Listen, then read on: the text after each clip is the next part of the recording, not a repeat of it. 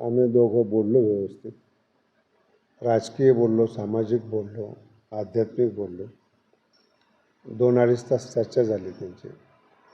त्यांच्या मानसिकतेचा आढावा घेतला आम्ही आणि सगळं समजून घेतल्यानंतर मला असं जाणवलं की जो मुलगा राजकीय घराण्यामध्ये जन्माला आलेला आहे आणि पक्षाचे सगळे नेते त्याचे बालमित्र आहेत, त्याची गुन्हेगारी पार्श्वभूमी नसताना त्याला गुन्हेगार का ठरवतात असं मला जाणवतं, असं मला वाटतं.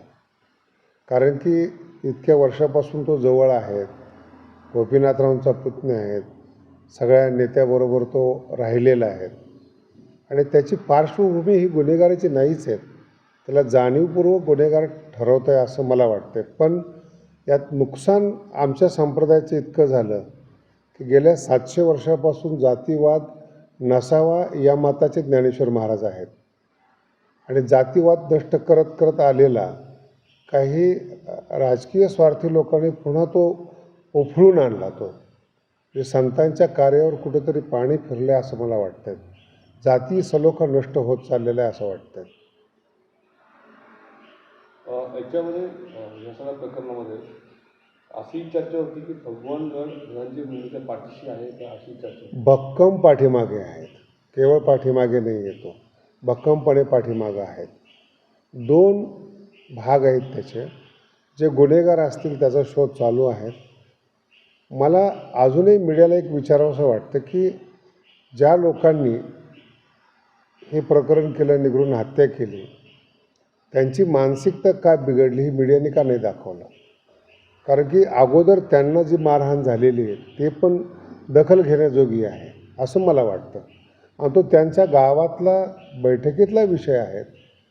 त्याला सेन्सिटिव्ह विषयाला राजकीय हवा देऊन सामाजिक सलोखा बिघडला असं मला वाटतं यातून. तो त्यांचा गावाचा मुद्दा आहे तो. आणि खंडणीवर जगणारे हे नेते नाहीत ना, ज्याच्यावर मीडिया आज आक्षेप करतो. गेल्या 53 दिवस झाले तुम्ही मीडिया ट्रायल चालवलेत. त्याच्यामध्ये धनंजय मुंडे खंडणी करून जगणारा माणूस किंवा गुन्हेगार नाही आहे ना. त्याला तुम्ही कायमस्वरूपी हेच ठरवताय ना तुम्ही. त्याची पार्श्वभूमी ती नाही आहे ना.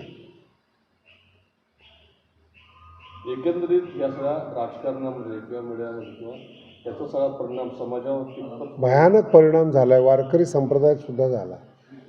जातीवाद ज्या लोकांना माहिती नाही त्यालासुद्धा मीडियाद्वारे जातीवाद माहिती झाला.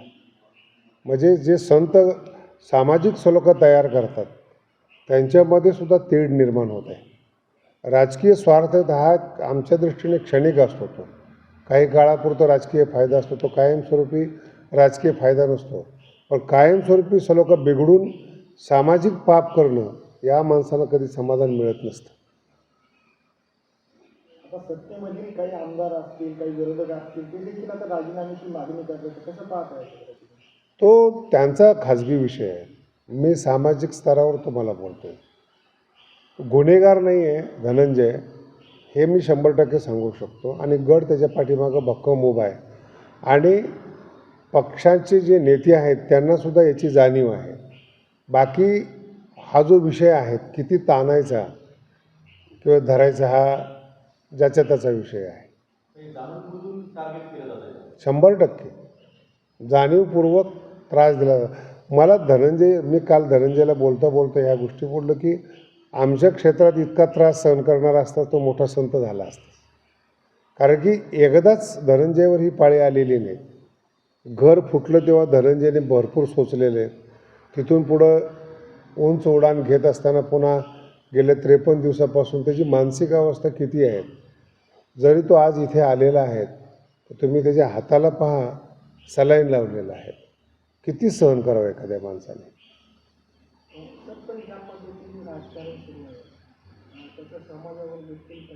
फार चांगलं बोललात तुम्ही. ज्या पद्धतीने राजकारण सुरू आहे हेच आम्ही तुम्हाला सांगतो. एखाद्या सेन्सिटिव्ह मुद्द्याच्या आडून राजकारण किंवा जातीवाद करू नका. ही भित्री पद्धत झाली. समोरासमोर लढा, समोरासमोर जय पराजय करा, हे पुरुषी राजकारणाची पद्धत आहे. एखाद्या मुद्द्या आडून तुम्ही आघात करू नका. ते चांगलं नाही आहे. आणि त्याचा फार काळ फायदा होईल असं मला नाही वाटत. कारण की गेल्या 30 दिवसापासून मी समाजामध्ये फिरतोय, त्यांच्यासुद्धा भावना माझ्यापर्यंत आलेल्या आहेत.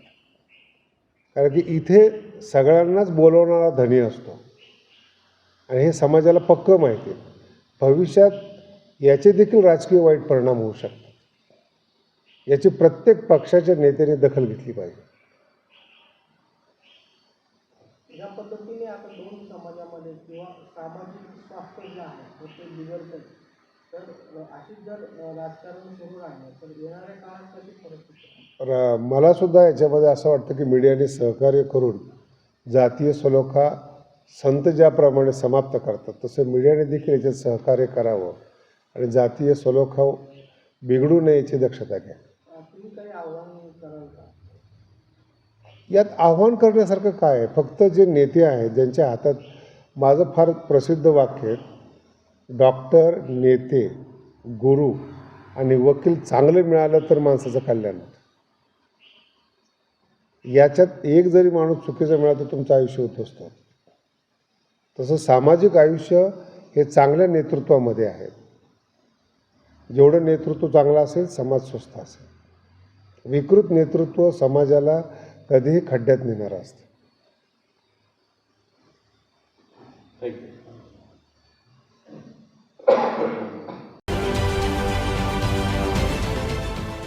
देश विदेशातील प्रत्येक घडामोडींचे लाईव्ह अपडेट मिळवण्यासाठी आता साम टीव्हीच्या सर्व सोशल मीडिया प्लॅटफॉर्मला लाईक, फॉलो आणि सबस्क्राईब करा. तसंच सर्व नोटिफिकेशनसाठी बेल आयकॉन प्रेस करायला विसरू नका.